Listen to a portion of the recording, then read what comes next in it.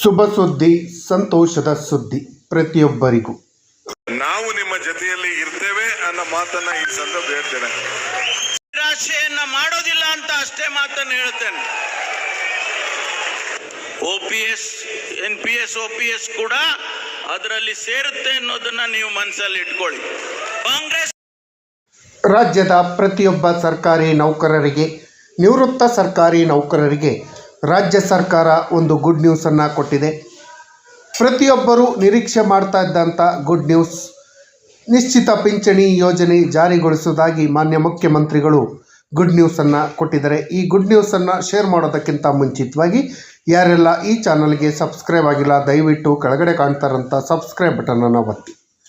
ಸ್ನೇಹಿತರೆ, ನಿನ್ನೆ ದಿನ ನಡೆದಂತಹ ನಮ್ಮ ಅಭಿಮಾನ ಅಭಿನಂದನೆ ಹೊಸ ಸರ್ಕಾರದ ಮಾನ್ಯ ಮುಖ್ಯಮಂತ್ರಿಗಳಾದ DK ಶಿವಕುಮಾರ್ ಹಾಗೂ ಉಪಮುಖ್ಯಮಂತ್ರಿಗಳಾದ ಪರಮೇಶ್ವರ್ ಅವರಿಗೆ ಅಭಿನಂದನೆ ಕಾರ್ಯಕ್ರಮವನ್ನು ಆಯೋಜಿಸಲಾಯಿತು.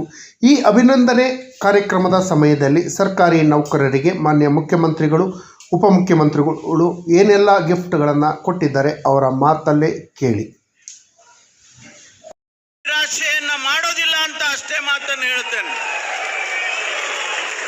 OPS, NPS, OPS ಕೂಡ ಅದರಲ್ಲಿ ಸೇರುತ್ತೆ ಅನ್ನೋದನ್ನ ನೀವು ಮನಸ್ಸಲ್ಲಿ ಇಟ್ಕೊಳ್ಳಿ.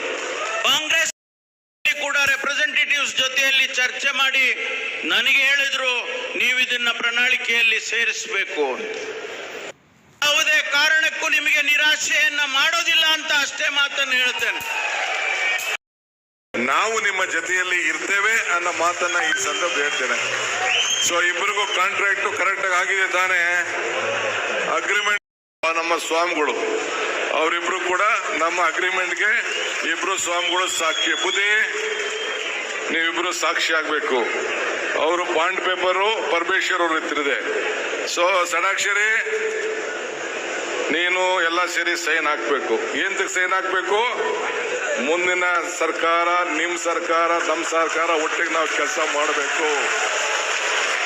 ಗ್ಯಾರಂಟಿ ತಾನೇ? ಮಾನ್ಯ ಮುಖ್ಯಮಂತ್ರಿಗಳು, ಉಪಮುಖ್ಯಮಂತ್ರಿಗಳು ಮಾಡಿದ್ರೆ ಈ ರಾಜ್ಯದ 6 ಲಕ್ಷ ನೌಕರರು ಕೂಡ ತಮ್ಮ ಫೋಟೋವನ್ನು ಮನೇಲಿ ಹಾಕೊಳ್ತಾರೆ. ಯಾಕೆ ಮಾತನ್ನು ಹೇಳ್ತೇನೆ ಅಂದ್ರೆ, ಬಹುಶಃ ಗೋವಿಂದೇಗೌಡರಿದ್ರು, ಶಿಕ್ಷಣ ಸಚಿವರಿದ್ರು, 1 ಲಕ್ಷ ಶಿಕ್ಷಕರನ್ನ ಏಕಕಾಲದಲ್ಲಿ ನೇಮಕಾತಿ ಮಾಡಿದ್ರು. ಇವತ್ತು 15-20 ವರ್ಷ ಸರ್ವಿಸ್ ಆಗಿದೆ. ಪ್ರತಿಯೊಬ್ಬರು ಮನೇಲಿ ತೆಗೆದು ನೋಡಿದ್ರು ಕೂಡ ಗೋವಿಂದೇಗೌಡರು ಫೋಟೋ ಅವ್ರ ಮನೆಯಲ್ಲಿದೆ. ಕಾರಣ ಯಾಕೆಂದ್ರೆ ಅವರ ಬದುಕನ್ನ ಕಟ್ಕೊಟ್ಟಿದ್ದಾರಲ್ಲಿ. ನಾನು ಈ ಸಂದರ್ಭದಲ್ಲಿ ತಮ್ಮ ವಿನಂತಿ ಮಾಡಿಕೊಡ್ತೇನೆ. ಹಿಂದೆ ಸಿದ್ದರಾಮಯ್ಯನವರ ಅವಧಿನಲ್ಲಿ ಸಾಕಷ್ಟು ಕೆಲಸಗಳಾಗಿದೆ, ಯಡಿಯೂರಪ್ಪನವರಿದ್ದಾಗ ಸಾಕಷ್ಟು ಕೆಲಸಗಳಾಗಿದೆ. ಅದೇ ರೀತಿ 3ನೇ ಸ್ಥಾನವನ್ನು ಅಲಂಕರಿಸುವ ಮುಖ್ಯಮಂತ್ರಿಗಳು ಯಾರಾದ್ರೂ ಇದ್ರೆ ಅದು DK ಶಿವಕುಮಾರ್ ಅವರ ಕಾಲದಲ್ಲಿ ಅದಾಗಬೇಕು ಅನ್ನುವಂಥದ್ದಾಗಿದೆ. ಆ NPS, OPS ಆಗುವಂತ 7-8 ಲಕ್ಷದ ಭವಿಷ್ಯದ ಒಂದೇ ಕಡೆ ಸೇರಿಸಿ ನಿಮ್ಮನ್ನು ಕರೆದುಕೊಂಡು ಸನ್ಮಾನವನ್ನು ಕೂಡ ನಾವು ಮಾಡೋರಿದ್ದೇವೆ. ಇದು ನಮ್ಮ ಭವಿಷ್ಯದ, ನಮ್ಮ ಬದುಕಿನ ಪ್ರಶ್ನೆ ಆಗಿದೆ ಅನ್ನುವಂಥ ರಾಜ್ಯದ ಪ್ರತಿಯೊಬ್ಬ ಸರ್ಕಾರಿ ನೌಕರರು, ನಿವೃತ್ತ ಸರ್ಕಾರಿ ನೌಕರರು, ಪಿಂಚಣಿದಾರರು, ಅನುದಾನಿತ ನೌಕರರು, ನಿಗಮ ಮಂಡಳಿಯ ನೌಕರರು, ಕುಟುಂಬ ಪಿಂಚಣಿದಾರರು ಬಹಳ ನಿರೀಕ್ಷೆಯನ್ನು ಇಟ್ಕೊಂಡಿದ್ರು. ನಿನ್ನೆ ಅರಮನೆ ಮೈದಾನದಲ್ಲಿ ನಡೆದಂತಹ ರಾಜ್ಯ ಸರ್ಕಾರಿ ನೌಕರರ ಸಂಘದ ವತಿಯಿಂದ ಮಾನ್ಯ ಮುಖ್ಯಮಂತ್ರಿಗಳ, ಹೊಸ ಸರ್ಕಾರದ ಮಾನ್ಯ ಮುಖ್ಯಮಂತ್ರಿಗಳಾದ DK ಶಿವಕುಮಾರ್ ಹಾಗೂ ಉಪಮುಖ್ಯಮಂತ್ರಿಗಳಾದ ಪರಮೇಶ್ವರ್ ಅವರಿಗೆ ಅಭಿನಂದನೆ, ನಮ್ಮ ಅಭಿಮಾನ ಅಭಿನಂದನೆ ಕಾರ್ಯಕ್ರಮವನ್ನು ಆಯೋಜಿಸಲಾಗಿತ್ತು. ಈ ಕಾರ್ಯಕ್ರಮದಲ್ಲಿ ಸರ್ಕಾರಿ ನೌಕರರು, ನಿವೃತ್ತ ಸರ್ಕಾರಿ ನೌಕರರಿಗೆ ಯಾವೆಲ್ಲ ನಿರೀಕ್ಷೆಗಳಿದ್ದು, ಯಾವೆಲ್ಲ ಬೇಡಿಕೆಗಳಿದ್ದು ಅನ್ನೋದ್ರ ಬಗ್ಗೆ ಈ ಹಿಂದಿನ ವಿಡಿಯೋದಲ್ಲಿ ನಿಮಗೆಲ್ಲರಿಗೂ ಹೇಳಿದ್ದೆ. ಅದಕ್ಕೆ ತಕ್ಕಂತೆ ನಮ್ಮ ಬೇಡಿಕೆಗಳು 10 ಇತ್ತು. ಆದರೆ ರಾಜ್ಯ ಸರ್ಕಾರ ಕೇವಲ 1 ಬೇಡಿಕೆಯನ್ನು ಮಾತ್ರ ಈಡೇರಿಸುವುದಾಗಿ ಭರವಸೆಯನ್ನು ಕೊಟ್ಟಿದೆ.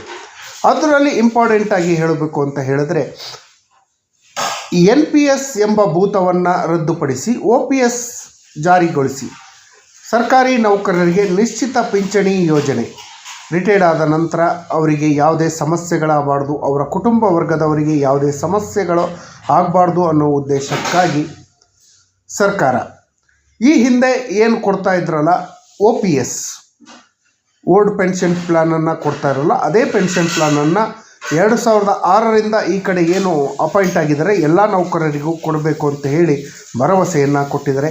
ಕಳೆದ ಚುನಾವಣೆ ಸಮಯದಲ್ಲಿ ಕಾಂಗ್ರೆಸ್ ಸರ್ಕಾರ ಬರೋದಕ್ಕಿಂತ ಮುಂಚಿತವಾಗಿ ಚುನಾವಣಾ ಪ್ರಣಾಳಿಕೆಯಲ್ಲೇ ಈ ವಿಚಾರವನ್ನು ಹೇಳಿದರು. ಏನು,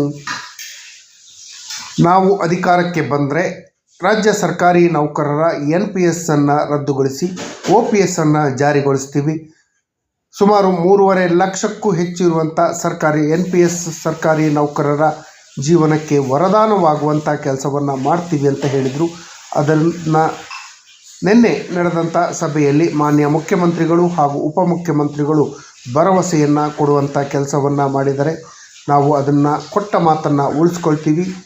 NPS ರದ್ದುಪಡಿಸಿ OPS ಜಾರಿ ಮಾಡಿ ನೌಕರರಿಗೆ ಎಲ್ಲರಿಗೂ ಕೂಡ ನಿಶ್ಚಿತ ಪಿಂಚಣಿ ಕೊಡುವಂಥ ಕೆಲಸವನ್ನು ಮಾಡ್ತೀನಿ ಅಂತ ಹೇಳಿದರೆ ಇದು ಸ್ವಾಗತಾರ್ಹ. ಅದರ ಜೊತೆಯಲ್ಲಿ ನಾವು ಬೇಡಿಕೆ ಇಟ್ಟಿದ್ದಂತಹ ಹಲವಾರು ಬೇಡಿಕೆಗಳು, ಯಾವ ಬೇಡಿಕೆಗಳು ಕೂಡ ಈಡೇರಿಲ್ಲ. ಅದರಲ್ಲಿ ಪ್ರಮುಖವಾಗಿ 7th ಪೇ ಕಮಿಷನ್ನ final and second report implement ಮಾಡುವಂಥ ವಿಚಾರ. Final and second report implement ಆಗಿದ್ದರೆ ರಾಜ್ಯ ಸರ್ಕಾರಿ ನೌಕರರಿಗೆ, ನಿವೃತ್ತ ಸರ್ಕಾರಿ ನೌಕರರ ಸಂಬಳ ಪಿಂಚಣಿಯಲ್ಲಿ ಭಾರಿ ಹೆಚ್ಚಳ ಆಗುವಂಥ ಸಾಧ್ಯತೆ ಇತ್ತು. ಆದರೆ ರಾಜ್ಯ ಸರ್ಕಾರ ಈ ಬಗ್ಗೆ ಯಾವುದೂ ಗಮನವನ್ನು ಹರಿಸಿಲ್ಲ. ನಿವೃತ್ತ ಸರ್ಕಾರಿ ನೌಕರರಿಗೆ ಹಾಗೂ ಪಿಂಚಣಿದಾರರ ಪ್ರಮುಖ ಬೇಡಿಕೆಯಾಗಿದ್ದಂತಹ ಹೆಚ್ಚುವರಿ ಪಿಂಚಣಿ 70 ವರ್ಷದಿಂದ 80 ವರ್ಷದ ವಯೋಮಿತಿಯಲ್ಲಿರುವಂತಹ ನಿವೃತ್ತ ಸರ್ಕಾರಿ ನೌಕರರು ಪಿಂಚಣಿದಾರರಿಗೆ 7th ಪೇ ಕಮಿಷನ್ 10% ಅಡಿಷ್ನಲ್ ಪೆನ್ಷನ್ನನ್ನು ಕೊಡಬೇಕು ಅಂತ ಹೇಳಿ ರೆಕಮೆಂಡೇಷನ್ನು ಮಾಡಿತ್ತು. ಆದರೆ ಇದುವರೆಗೂ 7th ಪೇ ಕಮಿಷನ್ ಇಂಪ್ಲಿಮೆಂಟ್ ಆಗಿ, ವಾಸ್ತವಿಕ ಇಂಪ್ಲಿಮೆಂಟ್ ಆಗಿ 3 ವರ್ಷ ಆಗ್ತಾ ಬಂತು. ಆದರೆ ಇದುವರೆಗೂ ಅದರ ಜಿಒ ಆರ್ಡರ್ನ ಬಿಡುಗಡೆ ಮಾಡಿಲ್ಲ. ನಿವೃತ್ತ ನೌಕರರು ಪಿಂಚಣಿದಾರರಿಗೆ ನ್ಯಾಯಯುತವಾದ ಪಿಂಚಣಿ ಸೌಲಭ್ಯಗಳು ಕೊಡ್ತಾ ಇಲ್ಲ. ಅದೇ ರೀತಿ 7th ಪೇ ಕಮಿಷನ್ ಮತ್ತೊಂದು ರೆಕಮೆಂಡೇಷನ್ನ ಮಾಡಿತ್ತು. ನಿವೃತ್ತ ಸರ್ಕಾರಿ ನೌಕರರು ಹಾಗೂ ಪಿಂಚಣಿದಾರರ ಆರೋಗ್ಯದ ವಿಚಾರದಲ್ಲಿ ಕ್ಯಾಶ್ಲೆಸ್ ಟ್ರೀಟ್ಮೆಂಟ್ ಕೊಡುವಂಥ ಸಂಧ್ಯಾ ಕಿರಣ ಅಂತ ಒಂದು ಯೋಜನೆಯನ್ನು ಆದಷ್ಟು ಬೇಗ ಇಂಪ್ಲಿಮೆಂಟ್ ಮಾಡಬೇಕು ಅಂತ ಹೇಳಿತ್ತು. ಆದರೂ ಕೂಡ ಇದುವರೆಗೂ ರಾಜ್ಯ ಸರ್ಕಾರ ಅದನ್ನು ಇಂಪ್ಲಿಮೆಂಟ್ ಮಾಡುವಂಥ ಕೆಲಸಕ್ಕೆ ಹೋಗಿಲ್ಲ. ಇಷ್ಟೆಲ್ಲ ಇಂಪ್ಲಿಮೆಂಟ್ ಆಗದೇ ಇದ್ದರೂ ಕೂಡ ಮಾನ್ಯ ನೌಕರ ಸಂಘದ ಅಧ್ಯಕ್ಷರಾದ ಷಡಕ್ಷರಿಯವರು ಎಲ್ಲರಿಗೂ ಕೃತಜ್ಞತೆಯನ್ನು ಸಲ್ಲಿಸಿದರೆ ಓಕೆ, ಕೃತಜ್ಞತೆ ಸಲ್ಲಿಸೋದು ತಪ್ಪಲ್ಲ. ಆದರೆ ನಮ್ಮ ಎಲ್ಲ ಬೇಡಿಕೆಗಳು ಈಡೇರಿದ ನಂತರ ಕೃತಜ್ಞತೆ ಸಲ್ಲಿಸೋದು ಒಳ್ಳೆಯದು ಅನ್ನೋದು ಸರ್ಕಾರಿ ನೌಕರ ಸಂಘಕ್ಕೆ ನಾನು ಕೊಡ್ತಾ ಇರೋಂಥ ಸಲಹೆ.